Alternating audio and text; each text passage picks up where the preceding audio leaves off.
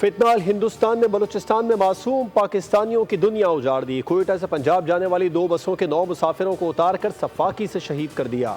दुनियापुर के 2 सगे भाई जालिमों की गोलियों का निशाना बने। गुजरात का बिलाल और मुजफ्फरगढ़ का आसिफ भी शहीद हो गया। अटक का मोहम्मद भी भेंट चढ़ गया। लाशें आबाई इलाके पहुंचा दी गई। दुनियापुर में 2 भाइयों की मैयतें घर पहुंचने पर हर आंख अश्कबार। दोनों भाइयों की नमाज जनाजा अदा, सिविल सोसाइटी और शहरियों की बड़ी तादाद में शिरकत, सुपुर्द खाक कर दिया गया। जाबिर तूर और उस्मान तूर वालिद की नमाज जनाजा में शिरकत के लिए दुनियापुर आ रहे थे कि दहशत गर्दी का शिकार हो गए।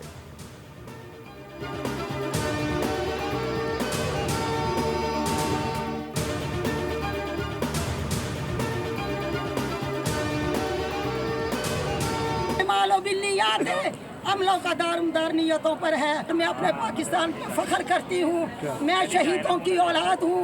1947 की जंग में मेरा पूरे का पूरा खानदान शहीद है।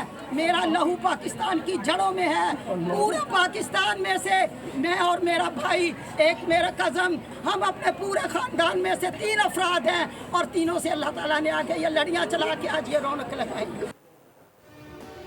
बलूचिस्तान में दहशतगर्दी का निशाना बनने वाले जाबिर और उस्मान की वालिदा का हौसला चट्टान से ज्यादा मजबूत। वतन अजीज से मोहब्बत का इजहार किया। अपने जिगर गोशों की शहादत को बाइस से फख्र करार दिया। दहशतगर्दों को वाज़ेह अंदाज में बावर कराया कि हम तुमसे डरने वाले नहीं।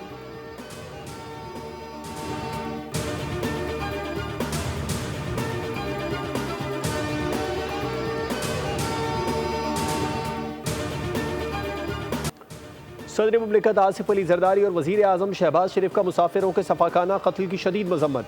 सदर ने कहा, दहशतगर्दों ने फितनाल हिंदुस्तान पाकिस्तान में इंतशार और बदअमनी फैलाना चाहते हैं। हम अपनी सरजमीन को फितनाल हिंदुस्तान और उसके सहूलतकारों से हर सूरत पाक करेंगे। वज़ीर आज़म ने कहा, दहशतगर्दों से पूरी क़ुव्वत से निपटेंगे। बेगुनाह अफराद के खून का बदला लिया जाएगा। वफाकी वज़ीर दाखिला मोहसिन नकवी ने कहा, दुख की घड़ी में सोगवार ख़ानदानों के साथ हैं।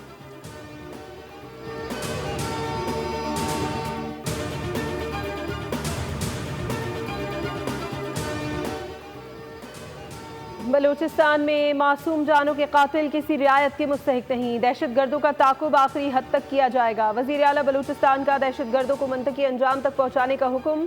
सरफराज बुगटी की ज़ेर सदारत अमन अमान से मुतालिक आला सतह इजलास। सराई डकर के शौदा के लिए दुआ। IG बलूचिस्तान की ब्रीफिंग। वज़ीर आला बोले, लिवज़र पुलिस की हदूद से बालातर होकर कार्रवाई की जाए। बलूचिस्तान में कानून की अमलदारी पर कोई समझौता नहीं होगा।